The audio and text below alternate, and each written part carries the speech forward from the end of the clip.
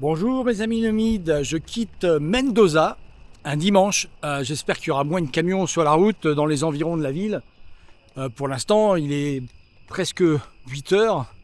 C'est très très calme, hein, et tant mieux. Comme je vous avais dit dans une précédente vidéo, le dimanche ici, on s'affole pas. Hein. Il n'y a vraiment personne. Il n'y a personne, j'ose pas faire de bruit pour pas les réveiller.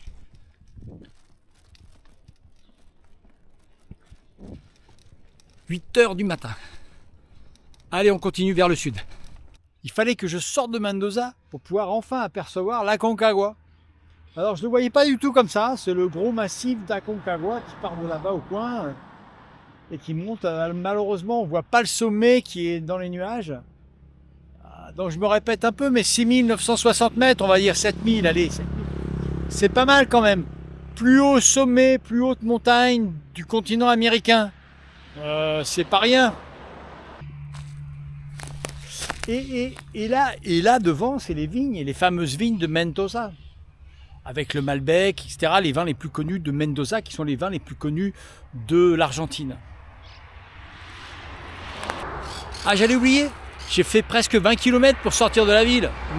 Même j'ai fait 20 km pour sortir de la ville. Mendoza, énorme.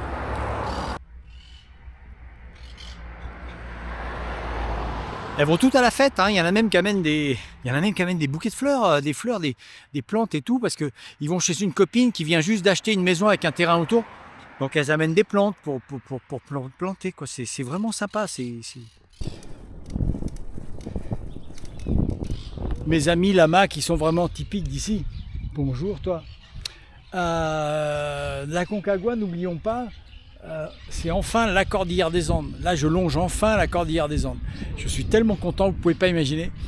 Derrière l'Aconcagua, nous avons Santiago du Chili, à peu près à 150-160 km d'ici, à vol d'oiseau, direct. Donc, et l'océan Pacifique. Hein. Donc, voilà, et je vois la chaîne qui continue là. C'est vraiment la cordillère. Donc là maintenant, c'était ce que je voulais faire depuis le début, c'était longer la cordillère des Andes pour descendre jusqu'en bas, jusqu'au bout du monde. J'y suis, j'espère que j'y arriverai jusqu'au bout. Eh, bonjour les enfants, vous venez dire bonjour à la caméra là? Bah tu peux dire, moi il y a des gens qui te regardent. Hein. Bon, ils sont pas curieux comme les vaches. C'est pas beau ça?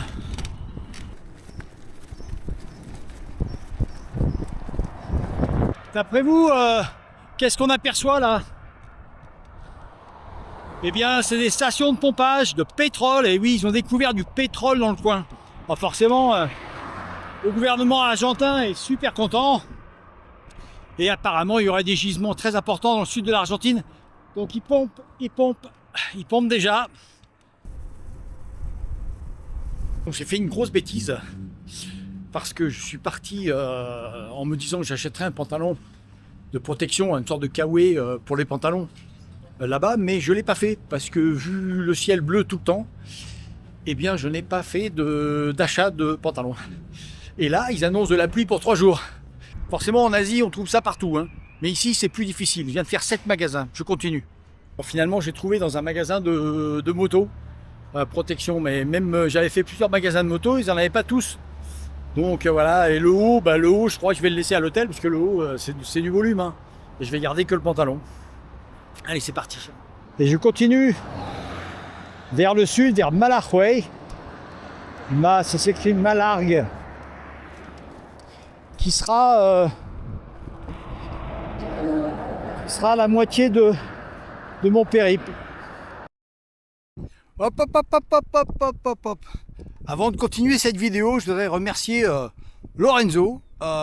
Merci beaucoup Lorenzo parce que tu as remis le couvert sur Tipeee et c'est vraiment adorable. Et puis Eric aussi. Merci Eric pour ton cadeau plutôt conséquent. C'est vraiment adorable. Merci à tous les deux. Merci aux autres aussi qui sont passés par Tipeee. Tipeee est toujours ouvert bien sûr. Merci à tous. Encore une fois, un petit café, bon, une chambre d'hôtel c'est merveilleux, mais même un petit café c'est sympa. Allez, je continue la route. C'est comme si je buvais un coup avec vous et que je reprenais ensuite la route. La pluie s'est mise de la partie. Et là, ils annoncent pour 2 jours, donc je sais pas, je vais peut-être rester une journée ici, mais il n'y a vraiment rien ici. C'est gravissime. En plus, j'ai remarqué que comme le goudron, comme je vous ai montré dans une autre vidéo, le goudron, c'est des rails. Ben, dans les 2 rails, il y a de la flotte, c'est plein d'eau. Ce qui fait que quand les voitures passent, ça arrose de partout. C'est comme si les voitures roulaient dans 2 rivières. Un truc en Argentine qui est pas mal, bon, c'est pas très esthétique, mais ils ont ça devant les maisons.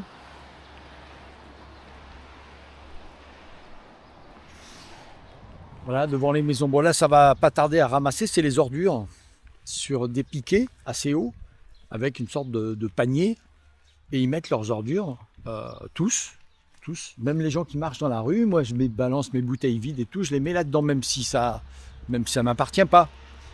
Vous voyez ? L'avantage, c'est que les rats peuvent pas monter, les chiens peuvent pas monter pour aller vider les poubelles. Et donc, ça reste relativement propre. S'il y a des chiens errants, bon, chez nous, il n'y en a pas, mais... Et donc, voilà, ça reste propre. Et ce qui fait que tous les villages, partout, toutes les maisons ont ça devant. Des paniers un petit peu différents, mais qui permettent de mettre les ordures. Et puis, il y a le ramassage. Ça a différentes formes. Il y en a qui n'ont pas les paniers, alors ils les accrochent sur les poteaux électriques ou sur les arbres.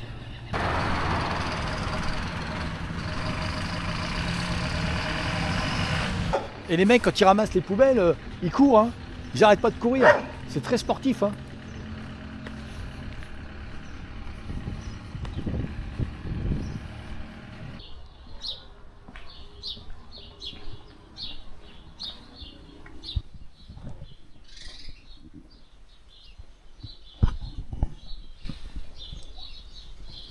3 jours. Après 3 jours d'arrêt forcé à Parenitas, je pars enfin pour mes 200 km où il n'y a rien. Ça a quand même une autre allure, la cordillère. Quand c'est dégagé. Waouh, c'est beau.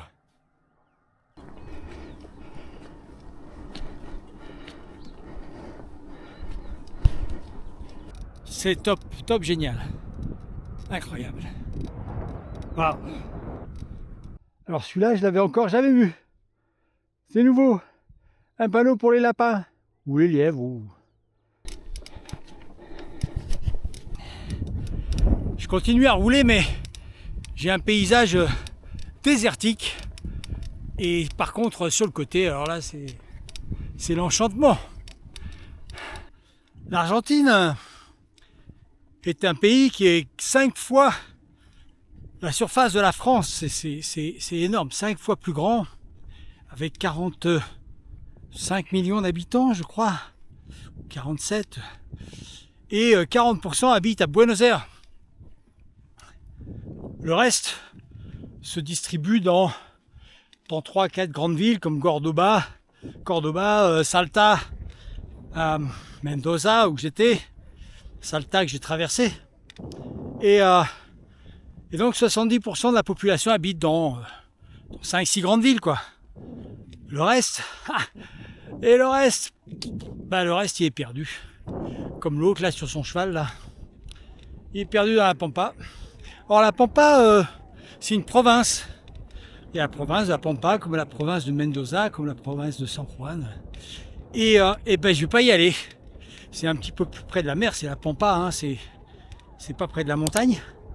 J'irai pas, mais il y a une province qui s'appelle Pampa, un peu plus au sud.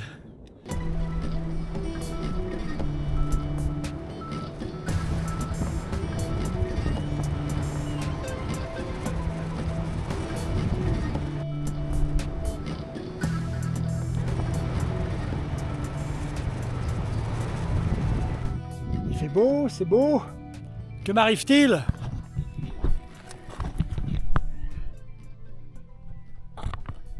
Quand je vous le dis, le poisseux de la roue arrière. Et voilà, on va travailler là-dessus. Hop là.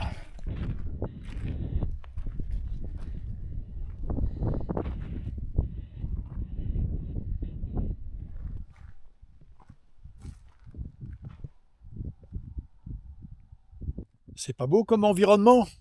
Waouh! Et les montagnes ce matin sont toutes roses. Et le soleil est apparu d'un coup. Bah, il est à l'heure, hein. Le soleil, par contre, il est jamais en retard. À l'heure prévue, bingo. Il est apparu. Super. S'il y en a un qui est à l'heure, c'est lui, hein. Bon, à part quand il y a des nuages. Bon matin, c'est reparti. Petit bivouac, un temps super. La neige au fond, là-bas, voilà, c'est tellement beau.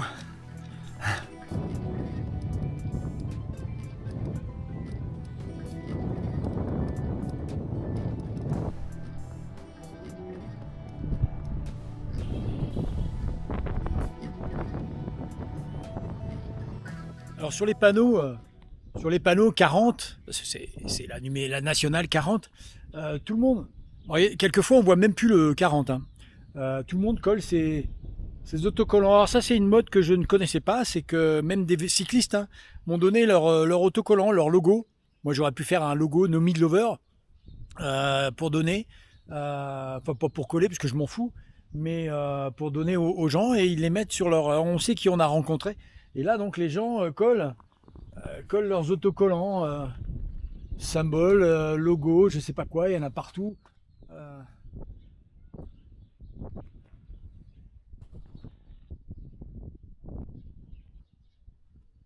Christina, Yo. Je cherche des Français, mais là je n'en vois pas pour l'instant. Après il y a aussi les restaurants. Les restaurants où on voit même plus la vitre. Ben, effectivement, mais ça se voit aussi au Népal, hein, sur les restaurants. J'avais jamais pensé faire des autocollants en souvenir. Bon là, on est à un contrôle de je sais pas quoi d'ailleurs. On a la police. Et je demande combien de bicyclettes passent par jour. Ils me disent, moi aussi, ils en ont vu 3. Ça me paraît complètement fou. Moi qui pensais voir des amis du monde, ils me disent que y a personne, quoi. Il n'y a pas de vélo. Donc je suis pas prêt d'en rencontrer du monde. Apparemment, c'est pas la saison. Les cyclistes ils viennent plus en été. Alors je me dis, c'est bizarre parce que le temps de descendre jusqu'en bas, c'est plus l'été, quoi. Je me dis ouais, mais ils viennent en été, ça veut dire en hiver en France. Et là il fait trop froid. Pour l'instant ça va. Par contre il m'a prévenu là jusqu'à Malahoué.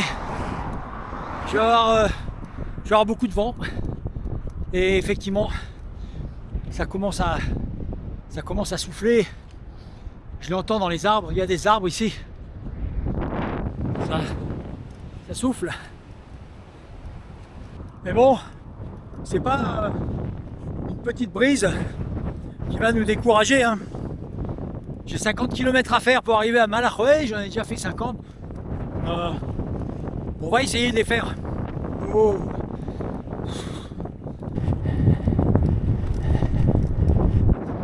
Hey oh, Léon, oui tu m'entends? Faut peut-être se calmer là, j'arrive plus à avancer là. Ça commence à bien faire. Alors ici je remarque un truc, il n'y a aucun contrôle radar. Il y en aurait qui seraient contents, hein. Aucun contrôle radar. Bah, effectivement il y en a quelques-uns qui vont très très vite. Alors que c'est réglementé, hein, quand même. Je vais bientôt arriver à Malahoué. Alors Malahoué, je suis content, je suis très content. Pourquoi je suis content? Je vais vous le dire. Parce que j'arrive à 3500 km et 3500 km c'est à peu près, grosso modo, la moitié de mon périple. De plus, 3500 c'est la distance la plus longue que j'ai faite en arrivant en Cappadoce en Turquie. Regardez ma vidéo, là-haut je vous mets le lien. Quand je suis arrivé en Cappadoce et que j'ai décidé d'arrêter le voyage en Turquie à cause de ma blessure au doigt qui s'était infectée. Donc là, c'est vraiment la plus longue distance et il me reste encore le même parcours à faire. Mais je suis super content, hein. C'est magique. Voilà, donc à la semaine prochaine, vendredi 16h comme d'habitude. Prochaine vidéo. À bientôt. Ciao. Ah.